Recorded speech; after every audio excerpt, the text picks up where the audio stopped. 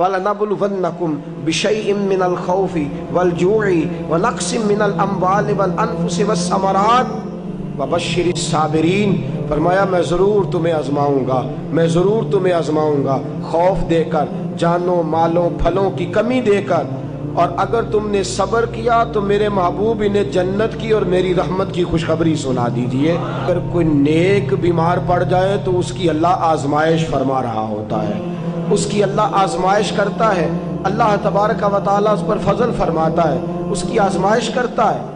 پھر ان مصیبتوں پر جو شخص صبر کرے، رب فرماتا ہے اگر میری رضا پہ راضی ہو گیا تو ان اللہ مع الصابرین، باقی نیکیوں پر میں ثواب دیتا ہوں، اور جو کوئی صبر کرتا ہے رب فرماتا ہے میں اس کا بن جایا کرتا ہوں، صبر کرنے والوں کے ساتھ ہو جاتا ہوں۔ اور جب اللہ آزمائش ڈالتا ہے نا تو جو کام سیدھے ہوتے ہیں وہ بھی الٹے ہونے شروع ہو جاتے ہیں۔ جب خدا کی طرف سے وَلَنَبْلُوَنَّكُمْ بِشَيْءٍ مِّنَ الْخَوْفِ وَالْجُوعِ وَنَقْصٍ مِّنَ الْأَمْوَالِ وَالْأَنفُسِ وَالثَّمَرَاتِ، جب اللہ کی طرف سے آزمائش آتی ہے، جب انسان پر اللہ کی طرف سے کوئی چیز نازل ہوتی ہے، آپ سونے کو ہاتھ رکھتے ہیں تو مٹی ہو جاتی ہے، آپ کسی طرف بھی، بہت سے دوست آ کے کہتے ہیں جی قدم آگے اٹھاتا ہوں جاتا پیچھے ہے، کیا کروں؟ تو میں اکثر عرض کرتا ہوں کہ تھوڑے دن قدم اٹھانا ہی چھوڑ دیں۔ کیا کریں؟ بیٹھ کے اللہ اللہ کریں، صبر کریں، دعا کریں۔ کچھ وقت انسان پر ایسا ہوتا ہے، تلک الایام نداولها بین الناس، جو اللہ نے انسان کے دن بدل کے رکھنے ہوتے ہیں، کچھ وقت ایسا ہو، پھر ایک وقت آتا ہے کہ وہی انسان مٹی میں ہاتھ رکھتا ہے تو اللہ اسے سونا بنا دیتا ہے۔ رب آزمائش کرتا ہے، رب آزماتا ہے۔ جو لوگ مصیبتوں پر صبر کرتے ہیں، جو لوگ مصیبتوں پر صبر کرتے ہیں، سید عالم نور مجسم شفیع معظم صلی اللہ تعالی علیہ وسلم نے فرمایا، رب فرماتا ہے ایک بندہ اللہ کی بارگاہ میں کھڑا ہوا، قیامت کا دن ہے، فرشتے نامہ اعمال کھولنے لگے۔ اللہ نے فرمایا فرشتوں تمہیں پتہ ہے میں نے اسے دنیا میں بڑے دکھ دیے تھے، اس پر بڑی آزمائشیں آئی تھی، اس نے زندگی بڑی تکلیف میں گزاری تھی، تمہیں خبر ہے؟ یا اللہ ہم جانتے ہیں، بڑا صابر ہے، بڑا صابر ہے، اس نے صبر کے ساتھ وقت گزارا، صبر کے ساتھ اپنے اوقات کو طے کیا۔ رب فرماتا ہے جو اتنا صبر کرے میں اس کا نامہ اعمال ٹٹولوں، اس کا نامہ اعمال کھولتے ہوئے مجھے شرم آ رہی ہے، سارا کچھ لپیٹ دو اور بغیر حساب کتاب اسے جنت میں داخل کر دو۔ یہ صبر کرنے والا ہے، یہ صبر کرنے والا ہے۔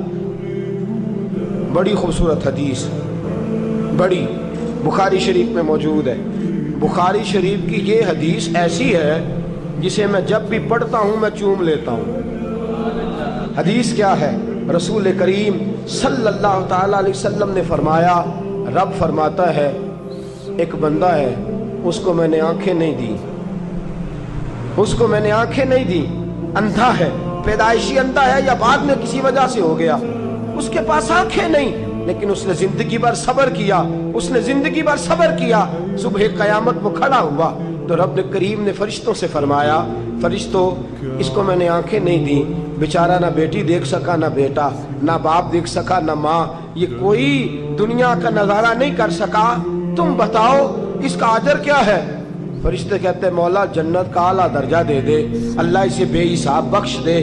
رب فرماتے اس نے ساری زندگی بغیر آنکھوں کے صبر کیا ہے، اسے صرف جنت نہیں ملے گی بلکہ آج اسے اس کا رب اپنا دیدار بھی کرائے گا۔ فرمایا قیامت میں لوگ جنت کے نظارے کریں گے اور یہ اللہ کا دیدار کرے گا، اس کو رب کریم کے جلوے دکھائے جائیں گے، اس لیے کہ یہ صابر رہا۔ اور میرے اعلیٰ حضرت فاضل بریلوی رحمۃ اللہ علیہ فرماتے ہیں جو صابر ہوتا ہے نا، توجہ ہے آپ کی، میری بات کی سمجھ آ رہی ہے؟ اعلیٰ حضرت فرماتے ہیں بڑا قیمتی جملہ، فرماتے ہیں جو صابر ہوتا ہے وہ سکون میں ہوتا ہے۔ شیخ سعدی رحمۃ اللہ تعالیٰ علیہ کے پاس ایک شخص آیا، کہنے لگا حضرت جی دیکھیں نا میرے پاس اتنے بھی پیسے نہیں کہ میں جوتے لے سکوں۔ وہ فرمایا صبر کر اللہ دے گا۔ کہنے لگا جی صبر ہی کیا ساری عمر، اس نے جوتے لینے کے برابر بھی پیسے نہیں دیے، ننگے پاؤں پھر رہا ہوں۔ شیخ سعدی رحمۃ اللہ تعالیٰ علیہ نے اس کا بازو تھاما، ایک گھر میں لے گئے، دروازے پہ دستک دی، گھر کا مالک باہر آیا، اس نے دونوں طرف بیساکھیاں پکڑی ہوئی ہیں، ٹانگیں تو ہیں پر پیر ہی کوئی نہیں۔ فرمانے لگے بتا یہ اچھا ہے کہ تو، کہنے لگا جی میں آپ سے بھی معافی مانگتا ہوں، اپنے رب سے بھی معافی مانگتا ہوں۔ نبی پاک صلی اللہ تعالی علیہ وسلم نے فرمایا خدا اگر تجھے مصیبت دیتا ہے نا، اور ان مصیبتوں پر جب اللہ تجھے قیامت میں اجر دے گا تو تیرا دل چاہے گا کاش سکون ہوتا ہی نہ، آزمائشیں ہی آزمائشیں ہوتی تو وہ اجر دیکھے گا۔ وہ کسی دانشور نے کہا تھا کہ میرا باپ انتقال کر گیا، 6 مہینے گزرے تو میرا 18 سال کا بیٹا بھی انتقال کر گیا۔ کہنے لگے میں نے اپنے 80 سال کے باپ کا جنازہ اٹھایا تو میری کمر نہیں جھکی، لیکن جب 18 سال کے بیٹے کا جنازہ اٹھانے لگا تو میری کمر جھک گئی، اور رو کے کہنے لگا لوگوں باپ کا جنازہ پڑھنا آسان ہے، دعا کرو کسی کو بیٹے کا جنازہ نہ پڑھنا پڑ جائے، بڑا مشکل کام ہے، بڑا کٹھن مرحلہ ہے۔ حضرت ابو ہریرہ رضی اللہ تعالیٰ عنہ فرماتے ہیں اللہ کے محبوب صلی اللہ تعالیٰ علیہ وآلہ وسلم کے صاحبزادے جناب ابراہیم علیہ السلام فرماتے ہیں حضور کے صاحبزادے آپ رات کو جب ان کی ولادت ہوئی تو نبی کریم علیہ السلام ہمارے درمیان آئے۔ جاگیے ذرا غور فرمائیے گا بات پہ۔ سید عالم صلی اللہ علیہ وسلم تشریف لائے اور ہم نے حضور کے چہرے کو چمکتے دیکھا۔ ہم نے کہا یا رسول اللہ موڈ مبارک بڑا اچھا ہے، حضور کوئی خیر کی خبر ہے؟ فرمایا مجھے مبارک دو، اللہ نے مجھے بیٹا عطا فرمایا ہے۔